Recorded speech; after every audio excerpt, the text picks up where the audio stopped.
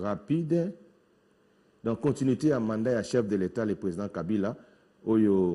Voici les 6 conditions que poseraient les rassemblements contre un glissement du président Kabila. Les 6 conditions, rapide, 6 conditions où il rassemblement à PSI pour permettre le président à continuer mandat naïe pour que le mandat est si dans le test de continuer. Les laptop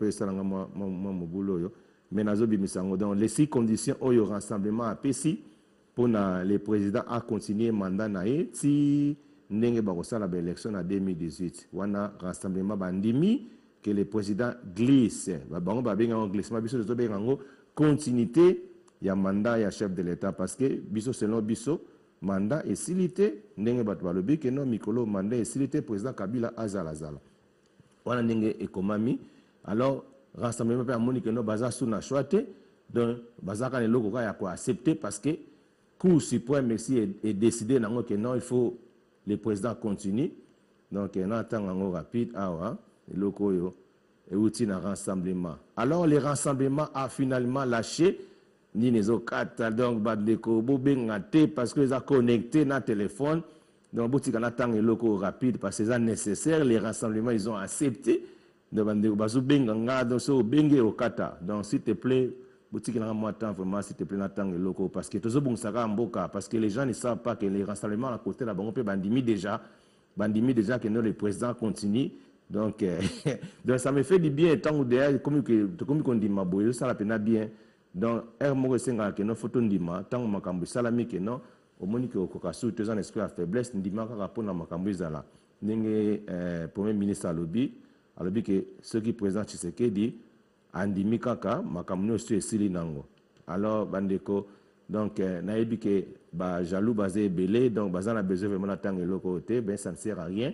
Naebika ki nazo sola kana bandeko que non likamboyo ndengeza awa eza déjà clair les rassemblements ont accepté que le président glisse au bango babingo glissement petit na élection en 2018 ko sala mamé bango ba le dit que président a se présenté les sous-souté donc troisième mandat à la tête mais biso étant que bana mboka to moni que na minute oyo tellement que notre président a un homme de bien tala a nommé opposant ceux qui les lots les gens qui bandent comme sous ces moteurs mabe ba croire que ça la tête que non ba nommé muta IDPS à la première ministre mais lui comme il est un homme de bien a nommé muta IDPS premier ministre pour à organiser peu d'élection et puis le tozoyi ba que monsieur Sabi Badi banga c'était un ami intime ya monsieur président tout puissant Mazembe Moïse Katumbi aza ami intime naye donc jamais peut akokolinga mninga naye Moïse Katumbi azalaka na exil côté azali un jour on sala tout kako ça appelé décret Moïse Katumbi peut azonga na Kisasa alors on dit que les rassemblements ont accepté que le président continue nangana tanga ngwa mais suite ya bandeko yo balukaka ko compliqué ils sont en train de me déranger à téléphoner pour se téléphoner ils ont déconnecté système balamo moyen tanga ezate alors que les présidents Etienne Tshisekedi n'a pas rassemblement basé sur la stratégie, ils ont accepté que le président glissait jusqu'en 2018 Ndenge Balobi. Alors on dit que Nazola Sabine sous information la semaine présidentielle à le reste de l'information Bolanda et puis le programme Nabiso tout ça là on a télévision tout côté on a YouTube Nabiso à TV RDC. Peu beaucoup de na Facebook na bienvenue welcome ou les amis de Welcome TV ou bien les amis de Jeannette Kabila ou bien beaucoup de sous na Welcome TV beaucoup na ba information oyo so na silesi awa na pourquoi à partir de 18h ba émission oyo kota déjà na YouTube na biso ya TV RDC donc beti TV espace RDC au mona ba nouvelle na biso eko bimawana. Alors, on dit que Nakati na Congo, les rassemblements ont accepté que le président Kabila continue jusqu'à 2018. Alors, je vous aime tous. Nous sommes toujours ensemble. Les bandeko bazan a besoin d'informations.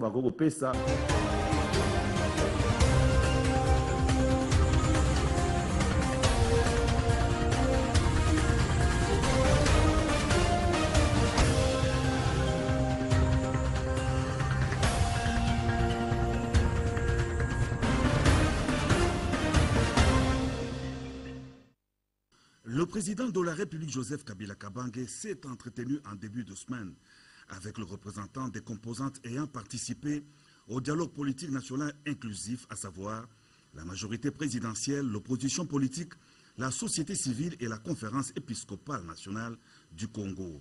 Avec ses interlocuteurs, reçus tour à tour, le chef de l'État a examiné les voies et moyens de la mise en œuvre de l'accord politique global signé à la Cité de l'Union africaine. À l'issue de l'entrevue, le secrétaire général de la majorité présidentielle, Obé Minakou, a déclaré que des dispositions étaient prises en vue de l'application de l'accord global issu du dialogue politique national. Dès que la majorité parlementaire actuelle accepte un Premier ministre sorti de l'opposition dans le cadre d'un gouvernement d'union nationale pour apaiser et organiser les élections, je crois que nous pensons qu'il n'y a pas du tout de difficultés d'ordre constitutionnel ni dans le règlement intérieur de l'Assemblée nationale. Pour sa part, le co-modérateur du dialogue politique national, Vital Kamerhe, a indiqué que sa délégation a été informée par le chef de l'État de la démission du Premier ministre Matata Ponyo. Les échanges ont été aussi axés sur l'application de l'accord politique, la nomination très prochaine d'un nouveau Premier ministre, la formation du gouvernement d'union nationale et la mise en place du comité de suivi de l'accord politique. En ce qui nous concerne, nous avons pris acte que l'accord sera appliqué à partir d'aujourd'hui et l'application a commencé avec la démission du Premier ministre et de son gouvernement. Nous avons trouvé l'accord où nous allons co-gérer la République ensemble. Mais pourquoi faire? Pour appliquer les calendriers que nous avons élaborés nous-mêmes pour avoir les élections. Mais aussi en même temps, puisque la vie continue, faire face aux défis sécuritaires, socio-économiques et la vie de tous les jours. Donc, bref, nous avons choisi la voie de la paix, la voie la moins coûteuse pour éviter les chaos à notre pays. Madeleine Kalala, porte-parole de la société civile, a dit avoir été informée par le chef de l'État de la situation de l'heure, eu égard à la mise en œuvre de l'accord politique. Il a renouvelé son engagement à veiller au respect de l'accord et a demandé à la société civile de faire la même chose, de soutenir cet accord que nous avons tous signé et de le vulgariser. L'abbé Donatien Cholet de la Senco a quant à lui déclaré que sa composante était engagée dans une mission de bons offices consistant à rapprocher la frange de l'opposition qui n'avait pas été au dialogue politique. Reçu à son tour par le président de la République, le facilitateur du dialogue politique national Edem Kodjo a exprimé des satisfecits à l'issue de son entretien avec le chef de l'État au regard de l'évolution de la situation politique en RDC. Le Premier ministre Augustin Matata Ponyo Mapon a remis au président de la République Joseph Kabila Kabange la lettre de sa démission et de son gouvernement conformément à l'esprit et la lettre de l'accord politique issu du dialogue national inclusif. Le dépôt de cette démission, c'est pour répondre à l'esprit et à la lettre de l'accord global issu du dialogue initié par son Excellence Monsieur le Président de la République. Et comme vous le savez, cet accord global recommandait la formation d'un gouvernement d'union nationale. Et cela va logiquement avec la démission du gouvernement existant dont j'ai eu la charge de diriger depuis 4 ans et demi maintenant.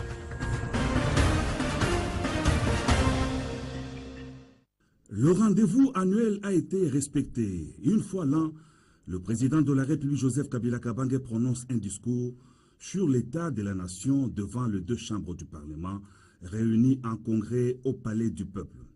Ce mardi 15 novembre 2016, la salle de congrès affichée complète, comme à l'accoutumée, avec la présence des membres de différentes institutions du pays, les ambassadeurs et chefs de missions diplomatiques et plusieurs autres personnalités, parmi lesquelles les députés et sénateurs qui ont salué l'arrivée du président de la République dans la grande salle. Je suis venu rendre compte de l'état de la nation devant les élus du peuple, a indiqué le président de la République, qui a d'entrée de jeu convié l'assistance à observer 1 minute de silence en mémoire des Congolais qui ont quitté la terre des hommes à travers le pays, dans l'est de la RDC comme à Kinshasa. Le chef de l'État a ensuite rafraîchi la mémoire collective sur le passé sombre de la République démocratique du Congo d'il y a 15 ans lors de son avènement à la magistrature suprême. Un pays en lambeaux, un non-État subdivisé par plusieurs factions rebelles où des groupes armés s'est substitué au pouvoir public. Et ce sont les femmes et les enfants qui en ont payé les lots tribut. Les processus de démocratisation étaient en panne. C'est durant cette période de triste mémoire que le président de la République, Joseph Kabila Kabange, a pris l'engagement le 26 janvier 2001 d'apporter des changements profonds dans tous les secteurs de la vie nationale en appelant la population à l'accompagner par des sacrifices dans cette mission de dur labeur. Tout a commencé par l'instauration de la paix, la communion nationale, par les dialogues et la réconciliation. Il a fallu ensuite remettre le pouvoir au peuple en consolidant la démocratie à travers des élections libres et transparentes. Sur le plan politique, l'accord global inclusif a été signé, la constitution soumise au référendum populaire et la RDC a organisé ses premières élections démocratiques en 2006 et en 2011.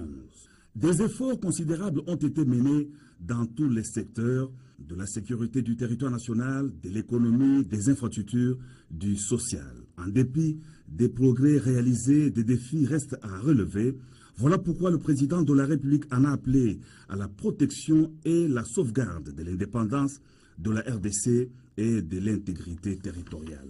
Le président de la République a convié la population à l'enrôlement massif pour les prochaines élections apaisées avant de féliciter la Commission électorale nationale indépendante pour son engagement dans les processus électoraux en cours. Le chef de l'État a salué l'accord politique issu du dialogue national inclusif. Il a félicité le facilitateur, l'ancien Premier ministre togolais Eden Kodjo et tous les participants au dialogue politique. Le président de la République a aussi fixé la mission assignée au gouvernement d'union nationale issu du dialogue inclusif conformément à l'accord politique global. Conformément à l'accord politique suspensionné, je désignerai donc incessamment le Premier ministre qui aura la charge de former le gouvernement d'union nationale.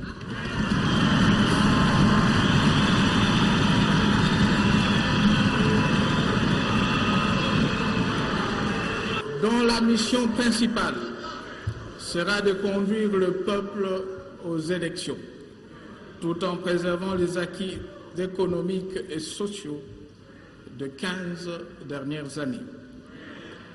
J'assigne ainsi à ce gouvernement la mission tout aussi prioritaire d'œuvrer à l'amélioration du social de notre population.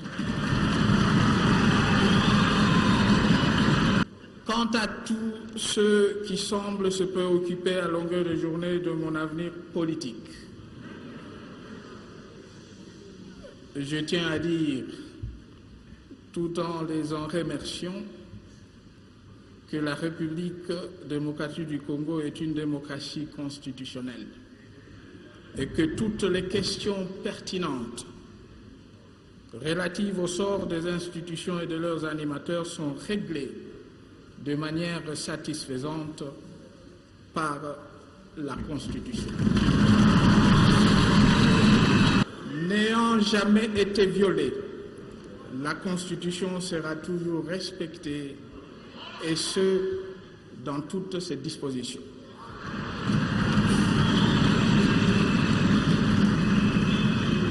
La préoccupation majeure, la seule qui soit légitime, devrait donc être et demeure plutôt celle de savoir quel avenir nous voulons offrir au Congo et aux Congolais.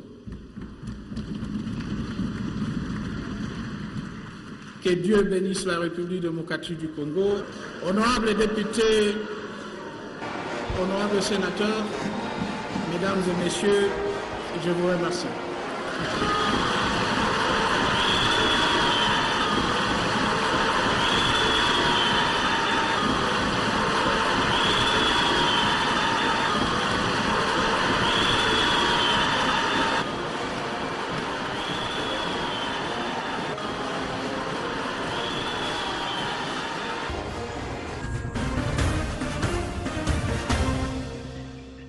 Par ailleurs, le président de la République, Joseph Kabila Kabange, a inauguré à la gare centrale le train voyageur de la Société commerciale des transports et des ports, comprenant 10 nouvelles voitures flambant neuves.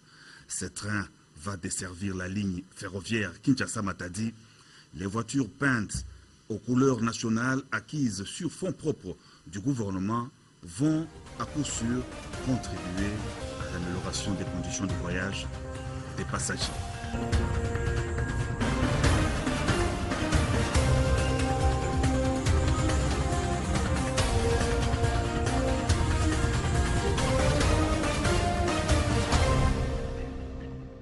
Politique encore, l'envoyé spécial de l'Union africaine, Benita Diop, en charge des femmes, sécurité et paix, en séjour à Kinshasa, prêche pour un dialogue permanent à RDC. Benita Diop devra échanger sur l'avenir du Congo avec les femmes de Kinshasa, Goma et Bunia. Pour l'émissaire de Nkosazana Zuma, le leadership doit être manifeste pendant cette période des transitions en République démocratique du Congo. Venir à l'Est, c'est de voir les questions qui sont très difficiles. Violence faite aux femmes. C'est la réalité sur le terrain. Nous avons des groupes armés qui sont encore là et qui perpétuent des violences, des crimes. Donc notre objectif, c'est ça, mobiliser les femmes, les écouter, mais également regarder leurs revendications telles que la participation. Et célébrer les initiatives qui sont très bien. L'organisation Se fait pas dire fait un très bon travail. Nous sommes là également pour voir ce qui est en train d'être mené par les femmes pour résoudre leurs problèmes de base. Mon mandat me permet d'amener ces recommandations au leadership qu'est Mme Zima, mais également à travers le Conseil de paix et sécurité, ces recommandations. Mais également au gouvernement de la RDC. Il y a un gouvernement qui est en train d'être formé. Le président de la République doit écouter les femmes par rapport à leur sécurité, mais également par rapport à leur participation. C'est le moment de restaurer la dignité de la femme congolaise. Une autre interrogation qui pourra certainement trouver des réponses dans les jours à venir, comment faire bénéficier de la RDC et ses populations de ses ressources naturelles. La question a fait l'objet d'une table ronde axée sur les thèmes, défis et enjeux autour des contrats miniers et pétroliers en RDC. Société civile, experts et représentants des entreprises minières ont à travers cette rencontre proposé des pistes, des solutions ainsi que des moyens de leur mise en application en vue de faire du secteur minier un véritable levier de l'économie de la République démocratique du Congo. Dotée d'abondantes ressources naturelles, la République démocratique du Congo contraste toujours avec ses potentialités. Parmi les causes, la nature de certains contrats miniers est considérée comme bémol de développement des communautés locales. Des experts du secteur pétrolier et minier ont, lors d'une table ronde organisée par Southern Africa Resource Watch, relevé les faiblesses dans la gestion des ressources naturelles en analysant minutieusement certains contrats miniers de la RDC. L'objectif de cette rencontre, axé sur les thèmes défis et enjeux autour des contrats miniers et pétroliers en RDC, était de proposer des résolutions concrètes susceptibles d'améliorer la gestion de ce secteur. Ce que nous faisons, c'est arriver à une analyse à la fois rétroactive et proactive. Rétroactive parce que l'on rentre au travail qui a été fait précédemment, à la révision des contrats miniers, à l'analyse des contrats chinois, des contrats chinois, et à une réflexion également proactive par rapport à l'avenir. Quelles leçons on tire de ce travail qui a été fait dans le passé et comment on utilise de façon efficiente ces leçons pour l'avenir.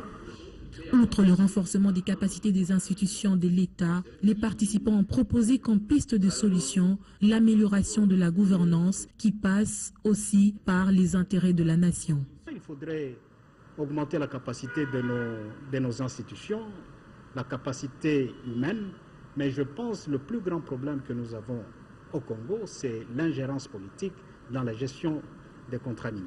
Et il n'y a jamais un meilleur contrat. Le contrat est meilleur quand il est appliqué, quand il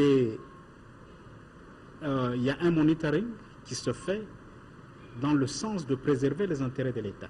S'il y a une bonne gouvernance, il y aura la répartition équitable de revenus et le peuple congolais va se retrouver dans le bénéfice quant à tout ce qu'il regorge comme richesse dans le pays. Les résolutions étant adoptées, les participants devront passer à l'étape suivante, celle de la mise en application de toutes ces recommandations en vue d'une solution durable.